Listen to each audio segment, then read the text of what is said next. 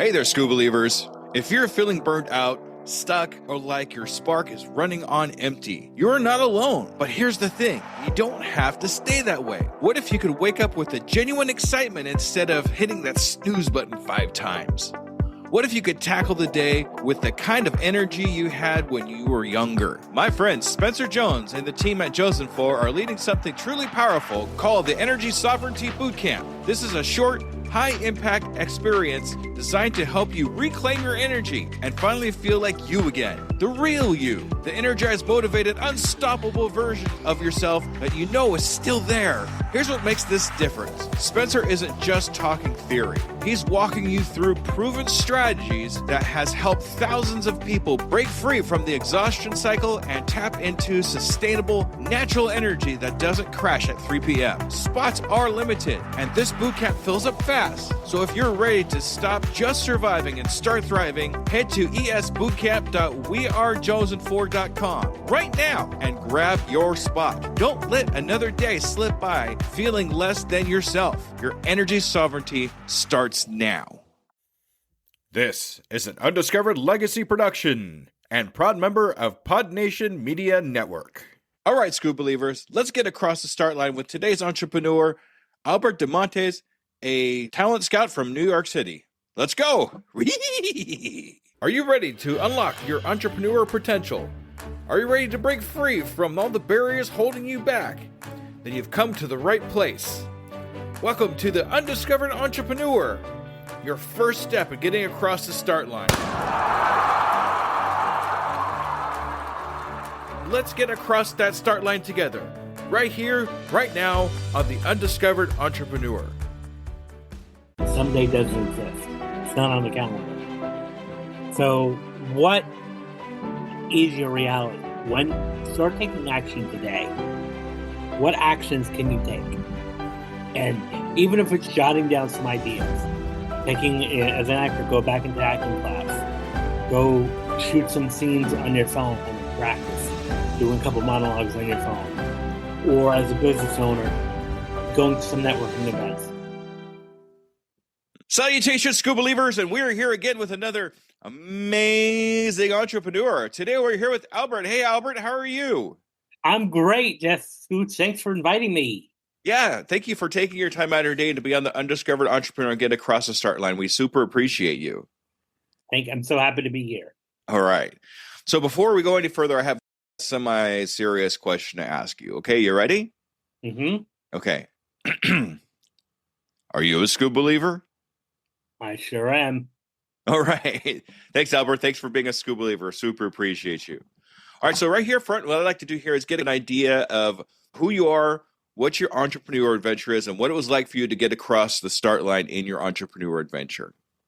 Sure. Thank you. I'm a talent agent, so I represent actors. I've had my own company. I've had a couple of different companies, but I've always worked on my own in this space and in the talent representation space in the New York area.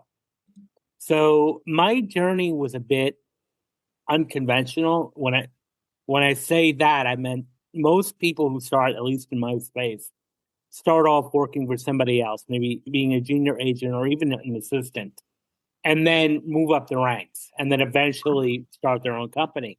I just went for it. I started my own company. I didn't do any of the other steps initially. I didn't work for anybody else, at least in this capacity, in this type of work. So I've always owned my own companies. All right, what was that like for you? Because you went the unconventional route there. You just went for it. What was that like? It's jumping right in the fire. And it's like, there was a lot of challenges in the beginning. That I'm not going to sit here and tell you it was great, and that would be dishonest and disingenuous if I told you that it was a wonderful linear journey. It wasn't. And a lot of lessons I've learned along the way. Plus, the industry that I'm in is, again, unconventional, not the typical entrepreneur that you may talk to. So show business is a very exciting but incredibly tough industry, no matter which way you cut it. It's overly competitive, it's overly saturated, and everyone's vying to get famous or become the best having the best clients out there. It can be a bit cutthroat, which is something I wasn't prepared for. And I was young, naive. At the time, I thought, oh, this is going to be great. It's going to be so easy. It wasn't. It A lot of competition, a lot of that can happen that I wasn't used to, that I wasn't really at that time prepared for. I think just what I said earlier, if I went the traditional route, I might have been more prepared for and been more equipped to handle initially in the beginning. So I've always been the type that I'm going to do it myself. And yeah, I think it's for me, I would consider both a strength and maybe a fault to some level. And maybe I should have asked for help, or maybe I should have done the conventional route by working for somebody for 2 or 3 years and then start my own company, because at least I'll see how it's done and I can learn systems. So I was just doing everything blind. So yes, I did make mistakes. I did make a lot of mistakes. But I also feel at the same time, they helped me become where I am today by embracing those mistakes rather than focusing and dwelling and regretting on them, because the past is the past and everyone has to learn. And that includes, failure. Yeah, exactly. And it's amazing that you just jumped in it and just learned from the mistakes instead of learning from somebody else first. And that puts you where you are now. I mean, you wouldn't be where you are now. You'd be somewhere else for sure if you didn't Yeah. just do it that way. Everybody has an adventure. They do it their way. Mm-hmm. And you did it. You definitely did it your way. And I kind of did it the same way too with mine, with my podcast. I didn't take any classes. I didn't do anything. I just taught myself the whole way through. Maybe watch a couple of YouTube videos, but that was about it, really. Yeah, it's great to be able to do something like that for yourself because you really get into the thick of it. Mm-hmm. I sure did. And it was like jumping into the ocean without reading any news reports or anything. Okay, I'm going right in. And that's exactly what I did. And it was, again, like I said, there were some hiccups in the beginning, as with any entrepreneur. So the one thing I would definitely say, which I would highly recommend to anybody who's working a business, perseverance. You need that. And that includes resilience and grit, and that means not backing down easily and not giving up after you make your mistake. Because I had well-intentioned people in my life, my family, my friends saying, after the first year, saying maybe this is not going to work out, and you should pack it in. And looking back, they weren't wrong, because the mistakes things that were happening would have made everyone understand if I just said this isn't for me. I'm glad I didn't, obviously. Otherwise, I'd be working for somebody else, which I'm not to my own horn here. I'm definitely very loyal and I do work well with people, but I'm not the type of person that likes to work under somebody else or for somebody else. I can tell you that about me from the get-go. So being an employee was not exactly something I wanted to do. Doesn't quite fit what you're really wanting to do there. You kind of have to work for yourself for something like what you're doing now, for sure. Yes. It's simple because there's several reasons. The autonomy, the freedom to do what I want.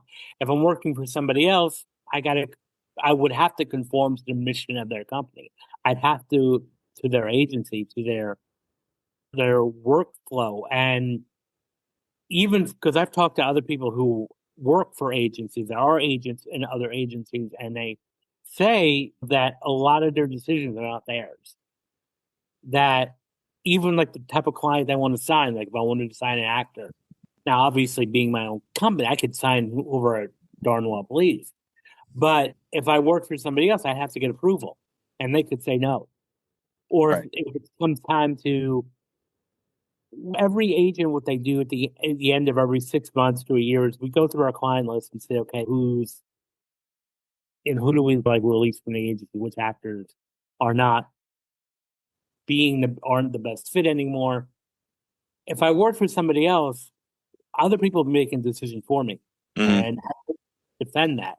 Like I could really want to have an actor still on my roster. The higher ups could say no, and I wouldn't have a leg to stand on.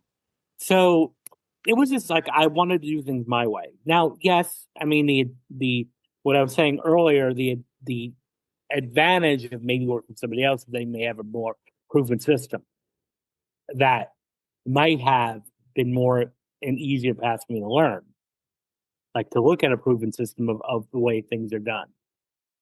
I didn't have that. Again, I was just winging it for the first few years. I was like, okay.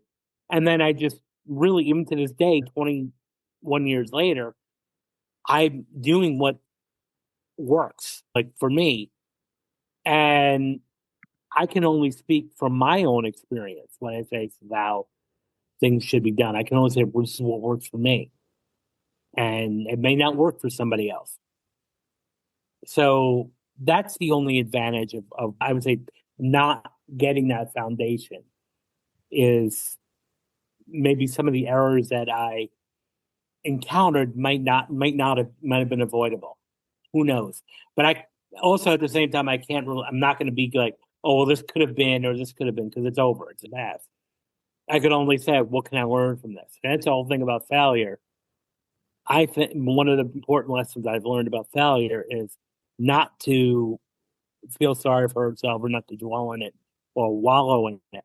But what can we learn from this? What lessons did it teach us? Lessons do our mistakes teach us. And I think as entrepreneurs, that's one thing that we can really embrace is our mistakes, our failures, and say, okay, this is these opportunities now to learn, Yeah, which is more powerful than learning from a textbook or a course. I think is just actually, okay, this didn't work. Okay, this approach doesn't work. Now I need to try something different. well, it kind of teaches us what not to do, right? Yeah, I mean, let's not do the same mistake twice. When we come across that same instance again, let's treat it differently because we know how to do it because we've learned from our mistake. That's really how it works. absolutely, 100%. And that's the only way we learn is by making those mistakes. The same thing we're going to go even on a more psychological side. If any listeners are parents, sometimes the best lessons for the children to learn is to make their own mistakes. And of course, we don't want that to happen, but that can be the best classroom is in mistakes. Exactly. That's awesome. I love that. So you said you had a couple business before you did this. So I'm kind of curious about what led you to what you're doing now? Because right now you're a talent scout, I guess would be, or a talent agent. Yeah. Yeah. When I say a couple businesses, there are always talent agents. Now, Okay. what happened in my journey from 2004 to 2020, it was just me. I had my own company. And during the pandemic, I had merged with another agent at this time to create a partnership, a merger. So that was from, I would say, December 2020 to December 20. So exactly 3 years, December 2023. Now, for me, it didn't work out. It wasn't a harmonious partnership, I can say. Great experience, but it was time to move on. It was time for a change. So in January 1st, 2024, I started with Montes Artists, which is now where I'm at now.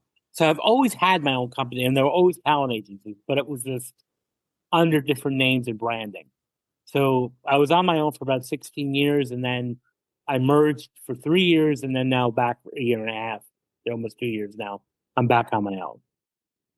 So that's where I was at. Now, what made my decision was I this is completely by accident. If you told me when I was in high school or college that I'd be working in show business, I would have laughed. I would have said, "This is absurd. You're ridiculous."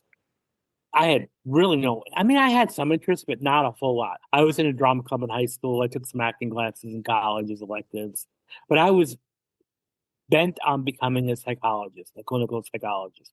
That was my goal for several years. And I did when I was going for my master's degree, when I was finishing my master's degree, I did an internship at a New York talk show.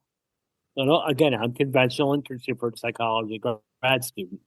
However, this talk show had a mediation unit afterwards, an aftercare unit, which helped calm down the guests that they were fighting and killing each other on stage.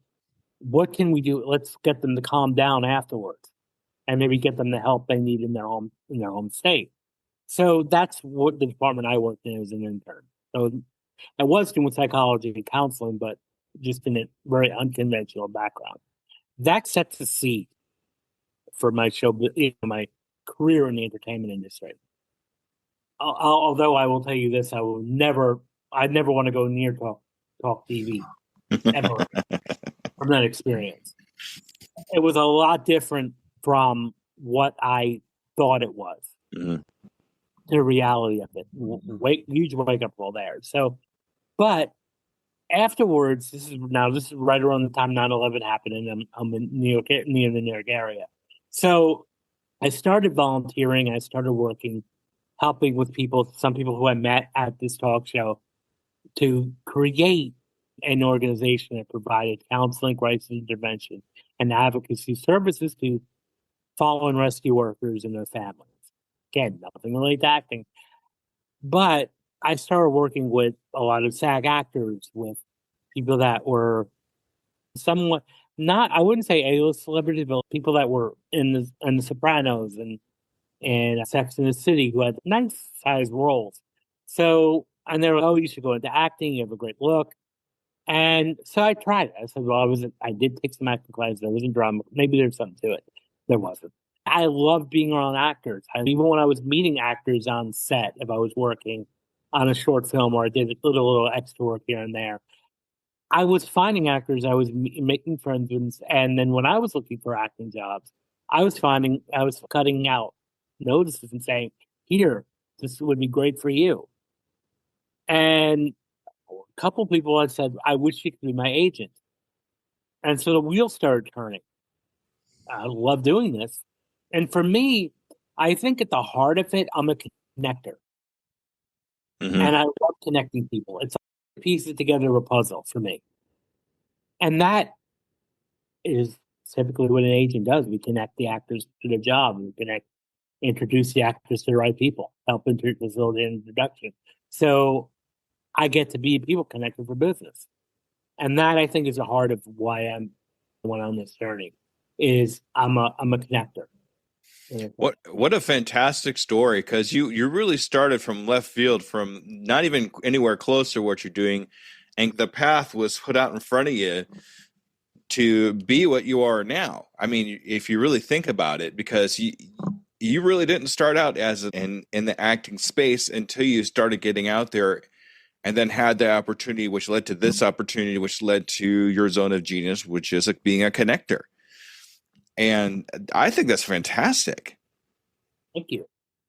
I look back and everything worked out in place. That I think is where I'm at today. And I still received a PhD. I still did all that while I was working and building a company.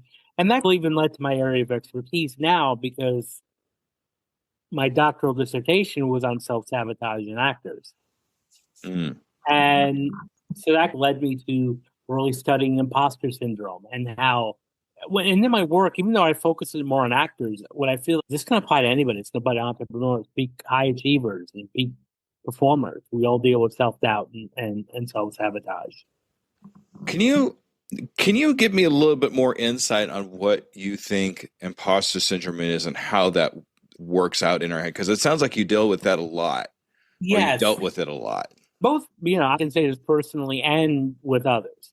The textbook definition, of course, imposter syndrome, I think it's more than that. I think there's more layers to it. And I may have the minority opinion here, but I believe that that imposter syndrome can actually work for us, because it can help us it keeps us humble in a sense. And it helps us to become more trained and more skilled in areas that maybe we're not proficient in. And so if you really feel like you're not being productive, so like imposter syndrome would be like, well, who's going to take me seriously as an agent? Who's going to really take me seriously as an author? Nobody's going to want to read my book. No actor's going to really want to work with me. And So the important thing to work through it, I don't think there's any way we're going to get rid of it completely because that does work for us. So I think what we can do is learn to manage it and to let it work in our favor. So managing it would be start taking credit for the success we have. So a lot of people have, especially in my area, our actors have the stereotype of being self-centered, and some are. I'm not going to lie, but a lot of times also actors fall under they don't take credit either for things successes that they have. And I think a lot of us do that too because we don't want to appear to be arrogant or conceited. So we'll downplay our successes.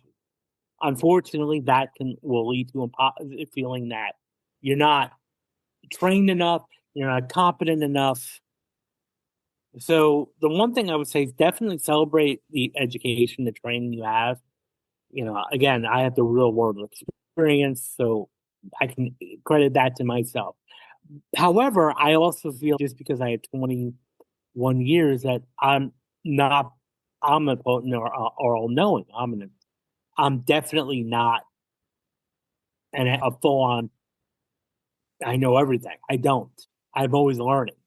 And I've always had mindset my entire life is you always have to be learning. And I think even as an entrepreneur, we should always be investing in self improvement of some level and leveling up in any way possible. And that's where I think the imposter syndrome can be your friend a bit because it can help us. Okay, what is something I'm deficient in? Okay, is it maybe going live on social media? Is it creating videos, creating content? Is it social media marketing, tech skills? Okay, so what can I do to learn from that? Where can I learn? And I don't become weak. I actually learn that. So I think the important thing is with imposter syndrome, it keeps us humble, but it also can help us, adopt the humility and know when we don't know something. Yeah. Yeah, exactly. Exactly.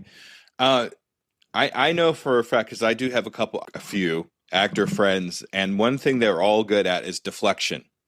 Yes. So when it comes to somebody giving them a compliment or hey, I really liked you this film, they kind of like, oh, I'm doing my job or I'm doing my best or whatever. Right. Or it's like, I got the role, but I think they gave it to me because they like me. Or I hear that a lot, or they felt sorry for me. So I think that's why they gave me the role. I'm like, no, it's not like that. And so I think because part of that is not giving into that mass knowing that actors are self-centered and arrogant. And they're trying really hard to do that. Plus, it really depends on their upbringing too. Again, I'm going to wear my psychology hat for a second. If you grew up in a family that put you down or always had something critical to say, you start adopting that inner voice that will create this doubt or delete the important things that you've done or distort them in a sense. So that's where I think the whole thing is we need to take credit. Like, yes, you worked hard. Yeah, you're trained. You are a good actor. There's nothing wrong with saying that I'm a good actor. There's a difference between saying I'm a good actor to I'm the best actor in the room. There's a big difference there. But I think we all need to pat ourselves on the back from at least from time to time because we worked hard for it. Yeah, and you don't want to negate that positivity that somebody's bringing towards you by deflecting it away, like you don't deserve it or something like that. You want to take it within yourself. Thank you very much for telling me. I really appreciate that. And that's something a little more positive than "oh, I was okay" or something like that. Yeah, So I'm glad you enjoyed it. Thank you very much for that. I worked hard for it. yeah, Okay. exactly. When you start, and this is where I talk about the language you use, because then we start to then believe it internally, not just externally. It then becomes an internal strength, and therefore that will mitigate a little bit of that imposter syndrome by taking credit for your successes. Yeah, another thing is if you're not feeling some sort of imposter syndrome, you're not working hard enough. I mean, 100%. Yeah, and that's true. Just when I talk about people, actors, if they have nerves before auditions or speakers before they go up and speak on the stage, if you're not feeling nervous, something's not right. Now, what we can do is reframe that nervousness to excitement, to joy. You actually enjoying what you're doing, and therefore your adrenaline is up because you're so excited to go on stage. Same principle, just a different way of looking at it. And the same thing with imposter syndrome. Look, you're just being humble. And if we look at it like being just humility, like, okay, I don't know everything. I can always learn something new. I can always go for more training. And as actors, the important thing is to keep training, no matter what level you're at. Even the A-listers go for training regularly. They have their own coaches. They're constantly practicing. If even look like a pro athlete, what are they doing? They're practicing both off season and on season. I was reading an interview from Michael Jordan who said that every day, whether he was playing or not, he would always shoot 5,000 hoops because it's important to stay grounded. And I think that's where the imposter syndrome can be our friend by keeping us to make sure that we're always learning and always practicing and always working on ourselves. Exactly. That's a great point. I love that. Thank you so much. And also, being in the movie genre that you're in and running across a lot of actors, I'm sure you come across perfectionism quite often. Yes.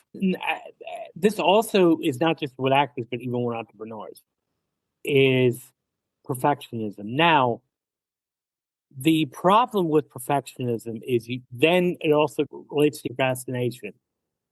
Because it's like, I need this to be perfect. I'm not going to audition until I have all these skills necessary. Or I'm not going to do this type of work unless I take more classes or need more training. I need more of this and that.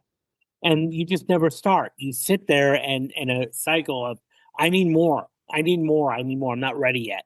I'm not ready yet. It has to be perfect. And even when I wrote my book as a first time author, I was running into this problem several times. I would sit in front of a blank page, write a couple of paragraphs, read the paragraphs, be so upset with it, delete, put it in a recycling bin, a trash bin. And I was starting over. And this happened for several years until one of my mentors, who published 15 books of his own, said, just write and then self edit later. And because I kept saying, well, no one's going to like my book. Everyone's trashing it. And my coach, being the no nonsense person he was, said, well, you're not going to know that if you don't write it. I was like, if I don't write a book, I'm not going to have the opportunity for people to trash it, if that was the case. And he was laughing, but it was true. So the important thing is, and this is true, and this is not just a cliche quote, it's better to do something imperfect than to do nothing at all.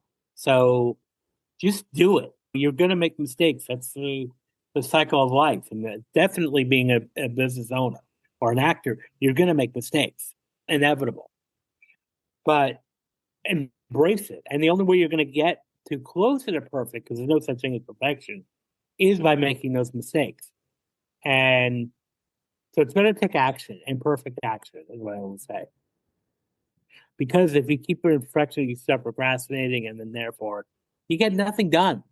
How's that book there? Or how's that project? And that was what was going on for me for almost 6 years. How's the book coming? It's coming along. And until I adopted the imperfect action mindset, it never would have done. I could have been sitting here in 2025 saying, I'm going to someday write a book. And never would have been done. Well, definitely imperfect action is better than no action at all.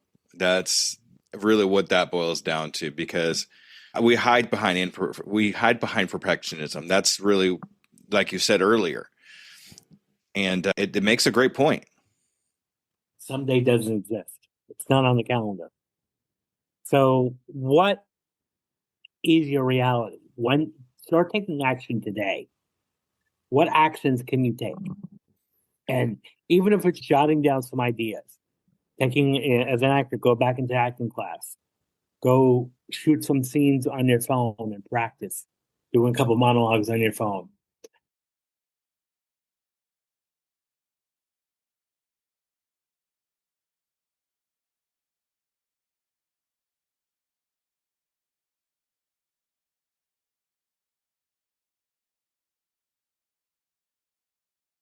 Mm-hmm. And I think that is so important for growth. As entrepreneurs, as actors, as public speakers, I had one of my trainers initially when I was studying NLP. One of my trainers was a public speaking coach, and he would do these 2-day or 3-day seminars in New York City on improving your public speaking skills. The morning of the first day, everyone had to go out to a mall or in public and do something completely outrageous, act a fool, and the people that participated and did this felt so comfortable by the afternoon of the first day. Because if you can do that out in public and make a fool out of yourself, public speaking's easy now. And that was the whole point. The idea behind that assignment was, well, you did that and you survived.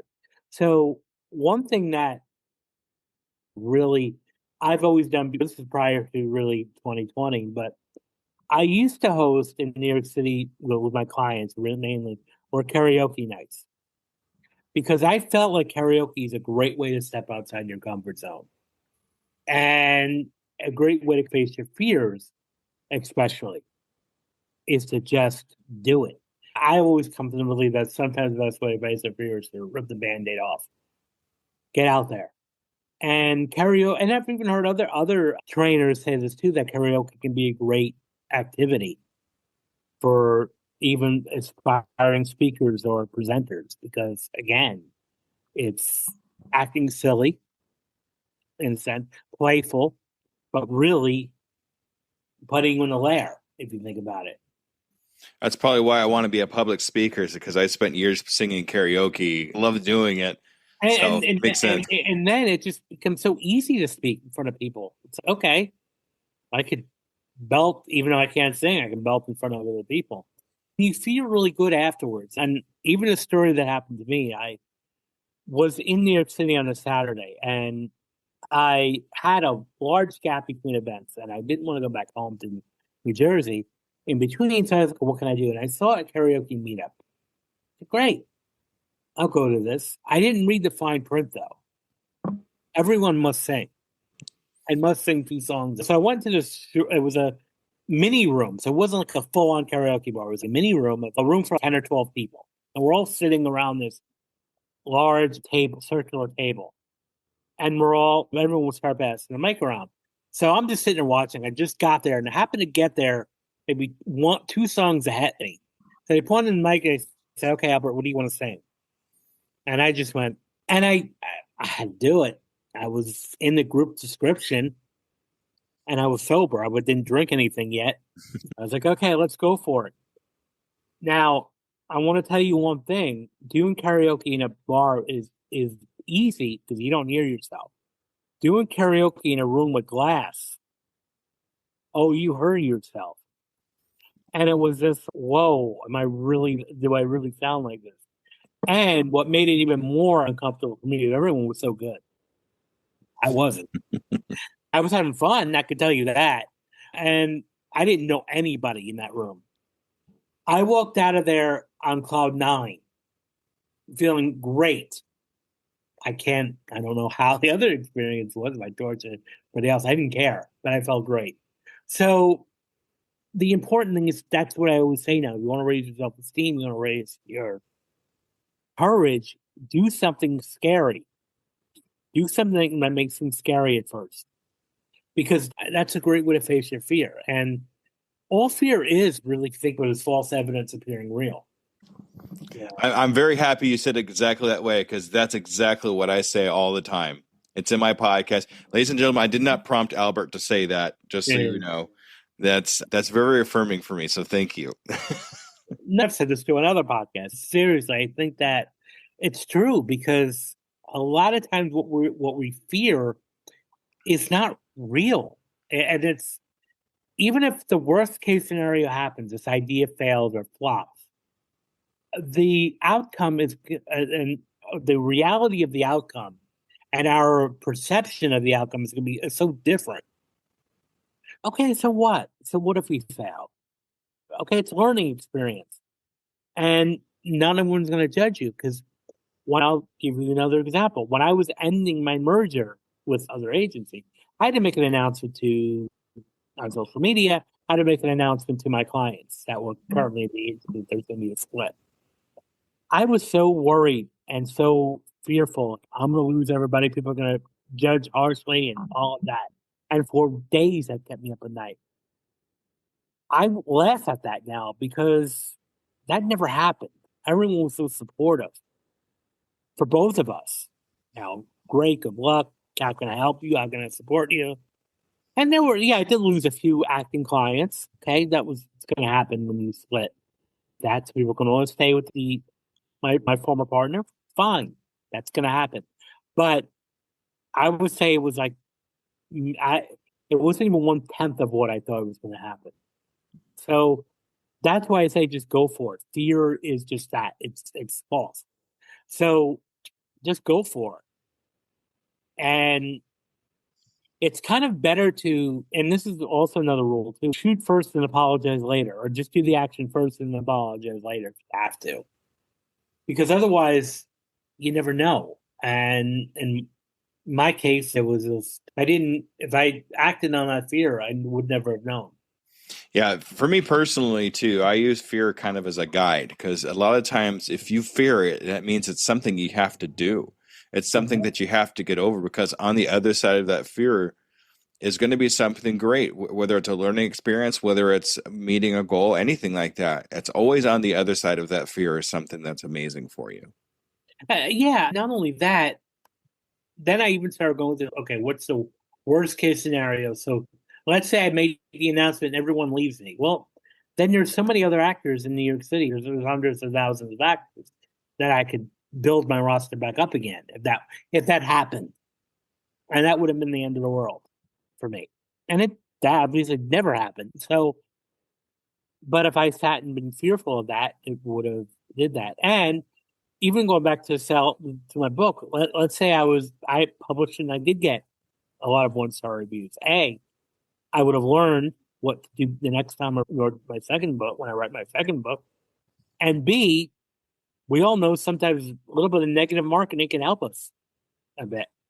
And that's what some authors were also telling me that sometimes the negative reviews can actually boost the sales of the book. Because then now people want to say, okay, what's with this? So again, go for it. And one thing I often tell people is keep a journal of your fears. Write down today what you're scared of. And then 6 months to a year from now, pull out that journal. And I guarantee you're going to be laughing and saying, that was no big deal. Worked itself out. Just take action and small. It doesn't have to be like drastic right away. It's small steps. But the only way our lives are going to change, the only way our businesses are going to grow, the only way we're going to become successful is by implementing changes and doing things and taking action. And doing it now. Yes. Not tomorrow, not next year. And that also why I don't make New Year's resolutions anymore. Time you read on social media by December, obviously. New year, new me. Really? How many times are you going to say that? Because it's a cliche. People are going to wait till January 1st to do something different. Why not start today or even tomorrow morning, but today? Mm-hmm.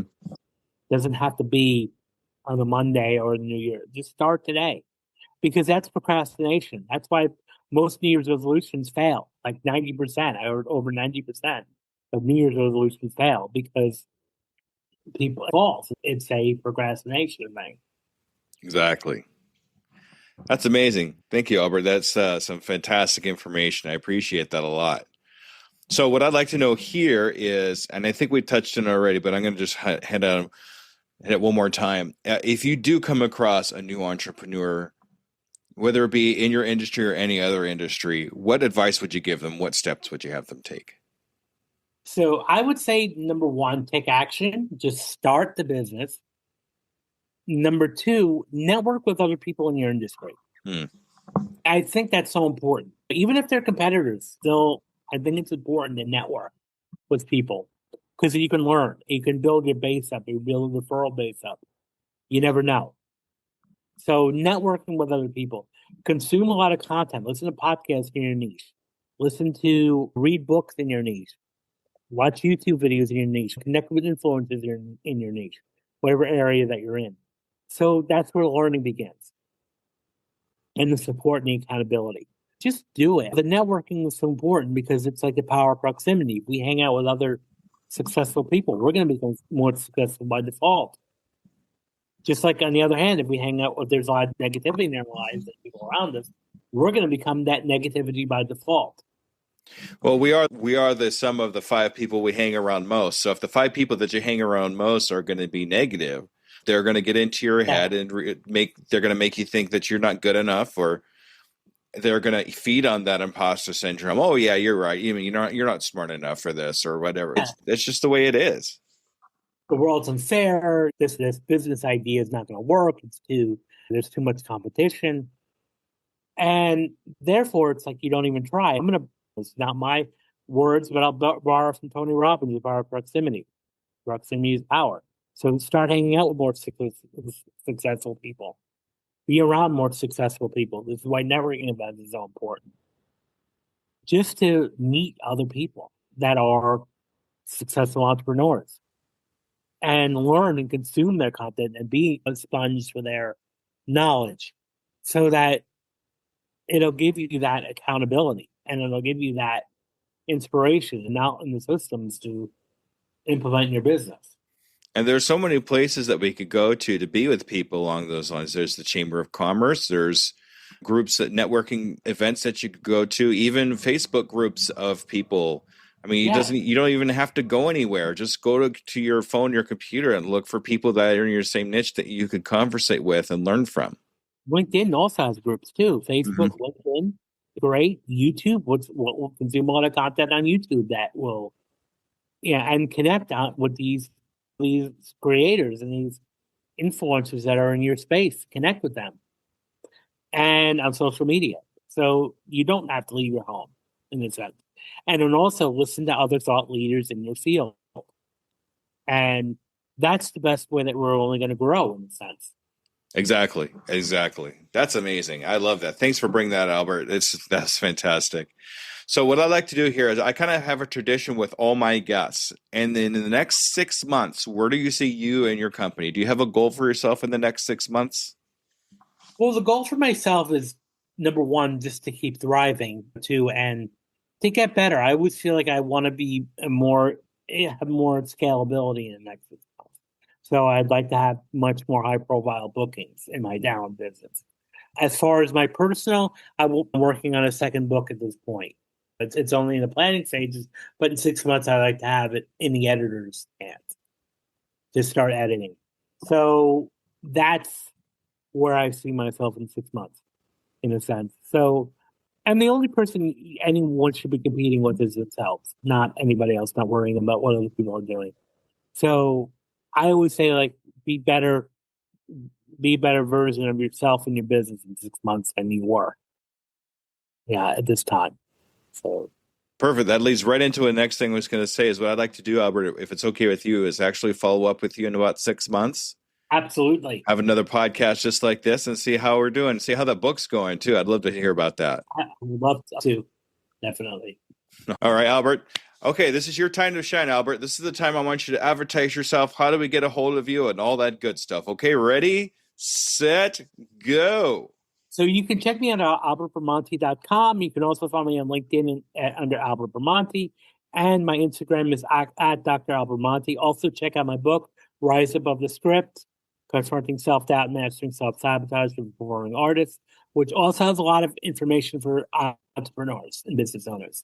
So check that book out. It's available in audiobook, ebook, and paperback. Again, thank you so much for having me on. All right. You're very welcome, Albert. And if you want to check out that book, it will be in the show notes when this goes out. So we'll help you out there, Albert. Okay. Thank you. Yeah. Thank you so much for taking the time to be on the Undiscovered Entrepreneur. This has been a real treat. Thank you so much. You've actually reaffirmed a lot of what I talk about in my podcast without me having to tell you what I do. So that's amazing. Well, thank you. I'm really glad to be here. All right. All right, Scuba Believers, make sure you stay tuned for the wrap up. Okay, everybody. Thank you. Bye-bye. All right, Scuba Believers, that was Albert. What a great conversation. I love talking to Albert. I love putting something a little bit different out there for you every once in a while. When I think of entrepreneurs, I don't always think about actors or musicians or anything like that. But if you really get down to it and think about it hard, they are entrepreneurs too. They sell themselves and their talents. But in the whole conversation, I do have a couple takeaways, as usual. Imperfect action beats perfect inaction.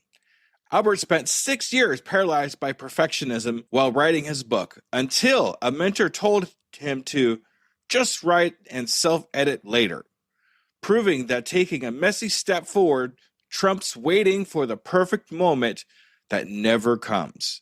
And it never comes. If we always wait for that one thing to be right, just like I said in the podcast, it's never going to happen because we're always going to be waiting. And it turns into self-procrastination. It turns into just not working. We have to be able to take that first step forward and realize that we can do something. We can make progress. You can make progress if you just get across the start line. Fear is your compass pointing towards growth. When Albert feared announcing his business split, he discovered he really was not even 1/10 of what he imagined, showing that our biggest fears often guard our most important breakthroughs, and the other side holds something transformative. And that's why we run towards fear instead of away from fear, because we know on the other side of that fear is something that's going to change our lives, something that's going to be amazing. But we have to get over that fear and to know what's going to be on the other side. With that, I want to say thank you very much for another fantastic episode. And just a real quick word, I have not been giving updates. I'm moving my updates to Facebook. Look up Jesse Blount, and it has my podcast cover there on Facebook. I will be making reels to update you on new and exciting things that are happening to me and a couple other things too. So look for me there. All right, School Believers, thanks a lot. Have a good evening. Bye-bye. And there you have it, future entrepreneurs. We've taken another step towards our journey to get across that start line.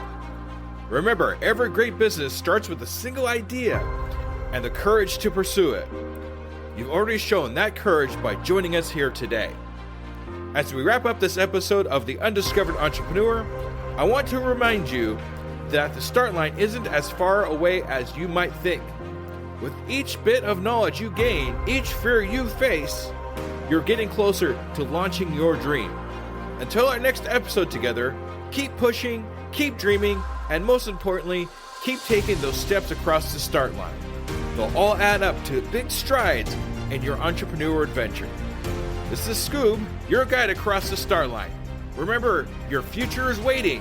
I can, I am, I will, and I'm doing it today.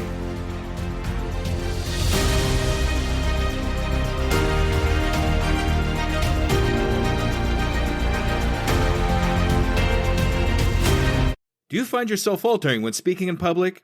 You definitely know what you're talking about, but you just can't seem to get over the horrific fear, and imagining people in their underwear is just not working. Whether you're gearing up for a big presentation or just looking to improve your daily communications, Leslie Fiorenzo is your go-to resource for mastering self-promotion, facing your audience fearlessly, and communicating with authority. Don't miss out on your opportunity to elevate your game. Contact Leslie Fiorenzo now, or go to tuepodcast.net/speak to step into the spotlight with confidence. Your adventure in public speaking mastery starts here and now. Don't wait to get your voice heard. Book your free consultation at tuepodcast.net/speak to start your adventure in speaking excellence today.